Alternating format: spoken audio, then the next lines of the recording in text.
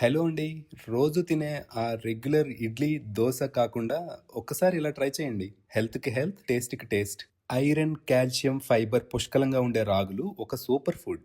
వాటిని బ్రేక్‌ఫాస్ట్‌లో తీసుకుంటే రోజంతా కావాల్సిన ఎనర్జీ అందుతుంది. రాగులతో మెత్తటి ఇడ్లీలు, క్రిస్పీ దోసలు ఎలా చేసుకోవాలో ఈ వీడియోలో చూద్దాం. వెల్కమ్ బ్యాక్ టు టేస్టీ రా.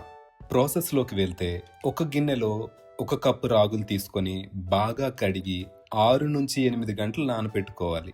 రాగులు ఎంత బాగా నానితే పిండి అంత స్మూత్‌గా వస్తుంది. తరువాత ఒక కప్పు మినప్పప్పును ఒక గిన్నెలో తీసుకొని నానబెట్టుకోవాలి. నేను తొక్క మినప్పప్పును తీసుకుంటున్నాను. ఇది 2-3 గంటలు నానితే సరిపోతుంది. ఇంకో గిన్నెలో ఒక కప్పు బియ్యం, ఒక స్పూన్ మెంతుల్ని వేసుకొని నానబెట్టుకోవాలి. ఇవి కూడా 2 గంటలు నానితే సరిపోతుంది. గ్రైండ్ చేసుకునే 10 నిమిషాల ముందు 2 స్పూన్ల అటుకులను నానబెట్టండి. ఈ అటుకులు ఇడ్లీలను సాఫ్ట్‌గా, దోసలను క్రిస్పీగా చేస్తాయి.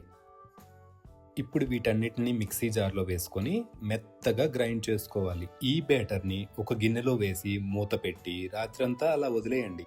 మర్నాడు ఉదయాన్నే చూస్తే చూడండి పిండి ఎంత బాగా పొంగిందో.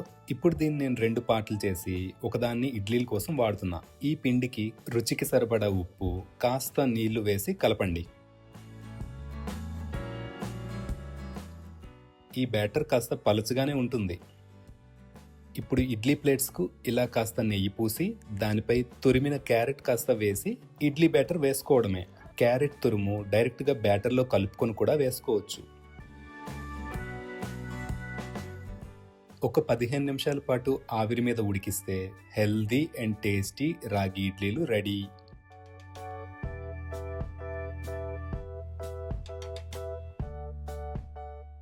మిగిలిన బ్యాటర్ని ఎయిర్ టైట్ కంటైనర్లో ఫ్రిడ్జ్లో ఉంచుకోవచ్చు.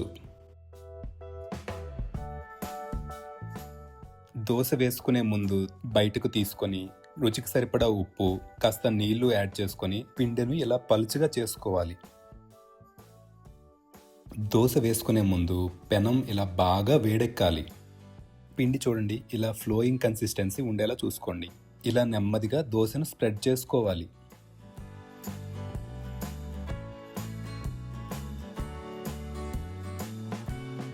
అంచుల్లో ఇలా కాస్త ఆయిల్ వేసి మధ్యలో నెయ్యి వేస్తే దోశ క్రిస్పీగా వస్తుంది.